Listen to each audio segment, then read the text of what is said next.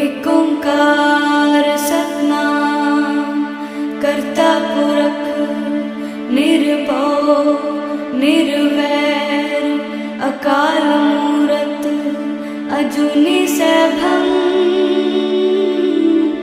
गुर प्रसाद जप आद सच जुगाद सच है भी सच नानक होसे भी सच।